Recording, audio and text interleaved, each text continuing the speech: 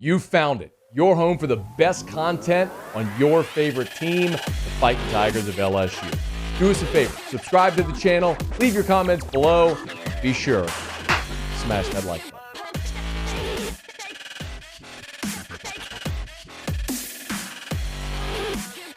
College football playoff rankings came out last night. You know I am not a big proponent of the made-for-TV show that is the college football playoff rankings.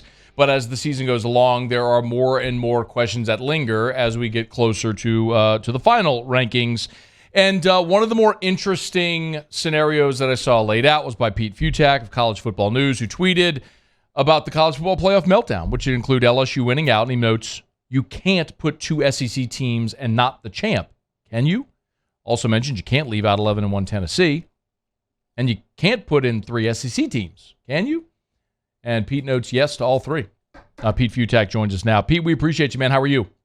I'm doing fine. Yeah, this is where we get into the theoretical weirdness of this whole thing. And to your kind of point with the show being kind of bizarre and all that, this all sucks. I mean, Yes. it's dumb that we have to argue this.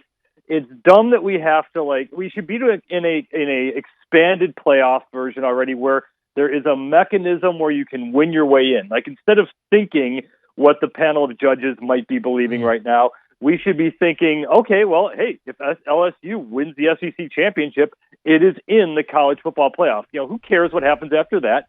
But at least they get their cut, they get their shot. Because to all that, how do you leave out the SEC, the champion of the best conference in college football, and then put in two other teams that weren't good enough to win the conference? And then how do you put in a two-loss team that got trucked at home by Tennessee? And all that. It's just a bizarre situation that could happen, assuming LSU can actually beat Georgia. Which we'll talk about in a second. But, Pete, you're suggesting a pretty radical thing. I mean, to suggest that we should actually play games to determine a champion is kind of unheard of in the history of sports, no? Yeah, exactly. So, I mean, look. The counter argument has always been from the old guard. And look, I'm a traditionalist when it comes to college football, but the whole thing, oh my gosh, we're going to ruin the regular season. Buffalo versus Minnesota. How did you watch that NFL game on Sunday and think, oh, this is boring. This ruins the regular season. This isn't fun.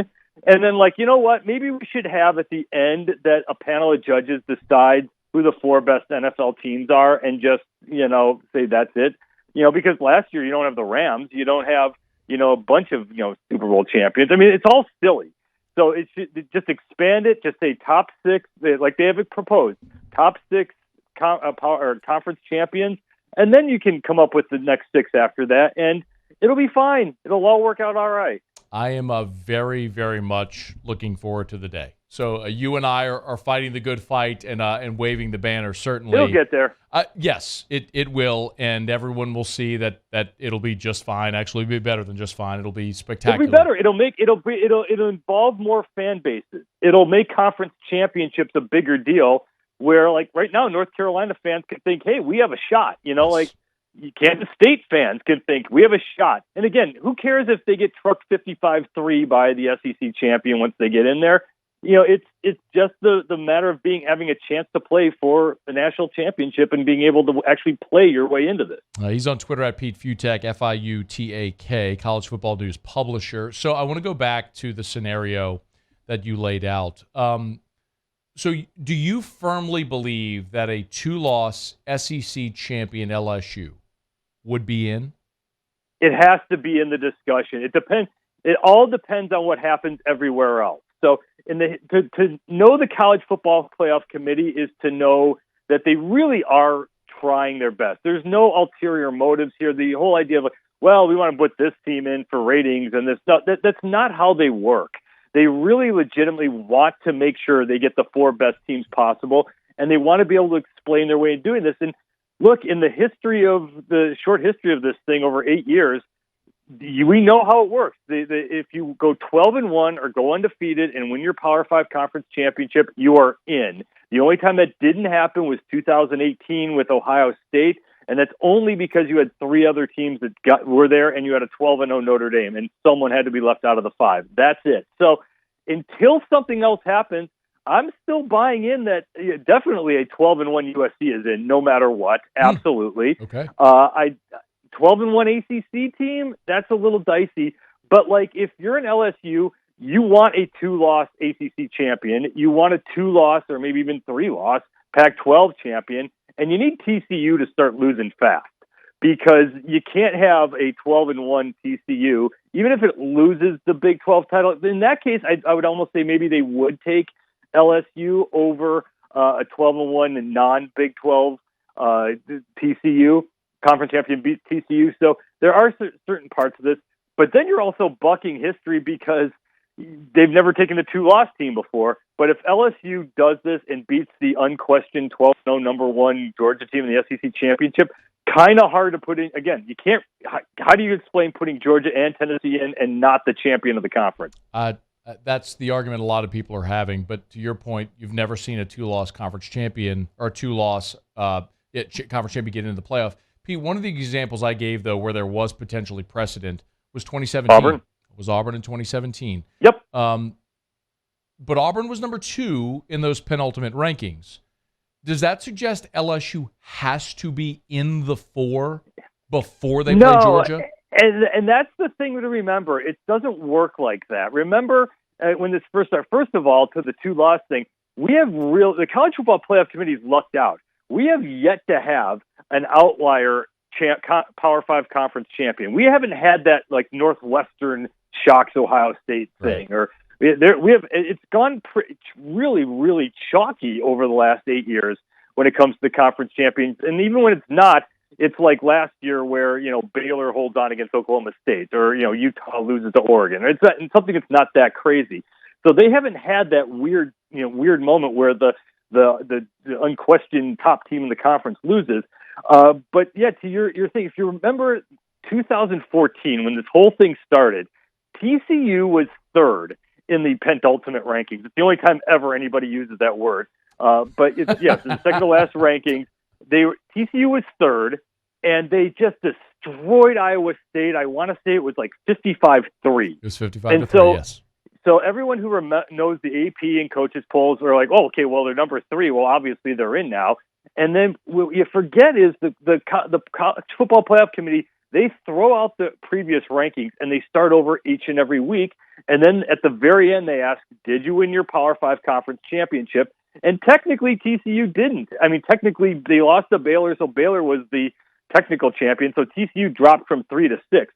So the idea that, oh, well, Michigan and Ohio State are playing, so one of them will lose and Tennessee will just move right up into the top 4, it doesn't work like that. That's not how they do the rankings. So at the end of the day, again, did you win your Power 5 conference championship? Did you go 12-1 or better? Start with that and then go on down from there.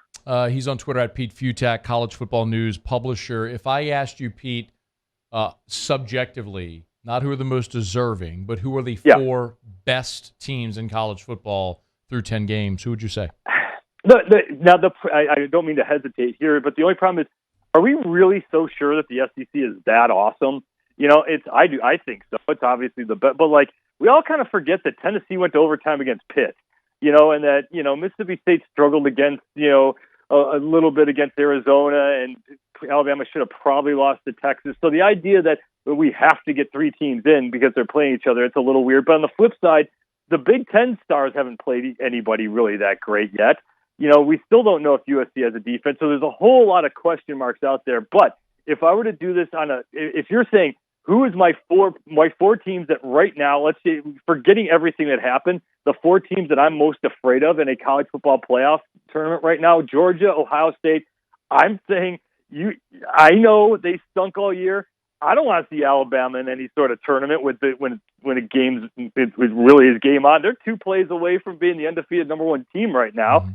They just because it's Alabama and they scare me. And last year they didn't deserve. I mean, last year this time we thought no way they're going to get in. Yeah. They came within a Tank Bigsby thing in bounds play of not playing for the SEC championship, and then they come within a Jamison Williams injury of not winning the national championship. Yeah. So I will sheepishly say Alabama, and I guess I'll put in Tennessee. Like I'm not buying TCU. Michigan I think could lose to Illinois this weekend. So I guess I would say 3 SEC teams, and I didn't say LSU, which is probably playing better than anybody else right now. What is your hesitation with TCU? Just schedule. Just have you really proved it? I mean, they don't really have a great win. The Big 12 is the best conference in college football in terms of evenness from one to top to bottom. I mean, the worst team's Iowa State, and their defense is great. So West Virginia's pretty good. But they don't have killers. They don't have, the top 3 teams, and their best non-conference win was Colorado. So, I mean, all right, so we really buying in that that beating Texas is that big a deal? No. Is beating Oklahoma that big a deal? No. So where's the really strong win? I just think they're a very, very good team. But we'll find out. I mean, what they haven't done yet, they haven't played the 2 best defenses in the Big 12. They get Baylor this week, Iowa State next week. So let's see what happens when they go against the 2 good defenses. And then I'm guessing they're going to play Kansas State. So I'm just sort of hesitating there. But no, if they go undefeated, if they're 13-0, they are absolutely in the college football playoffs no matter what. 12-1, if they win the Big 12 champion, then they're going to need a little bit of help. The speculation can be fun, though, when we have the conversation. TCU is a 2.5-point road favorite at Baylor this week. So, that's a 6-4 Baylor team that's projected within a field goal of TCU. So hold your breath on that one. All right, last one for you, Pete. If I asked you, how does it shake out? If you had to make a prediction today, on that Sunday, who do you think the 4 will be? Georgia, start with Ohio State. I think those are the 2 obvious ones. I think USC drops one of their games and misses out. But again, if USC wins out, they're in no matter what. But I don't think that happens. So Georgia, Ohio State, I think Clemson's not losing again. They're going to be 12-1 in the ACC championship. I'm going to guess that TCU blows it somehow and USC loses, which means now we only have 3 Power 5 conference champions that have 1 loss or are unbeaten. So those 3 are in, and then I think Tennessee slides into that 4th spot. Actually, they slide in the 3rd spot, and Clemson's 4. So they go Georgia versus Clemson, and then Ohio State versus Tennessee is, I think, how this is going to go.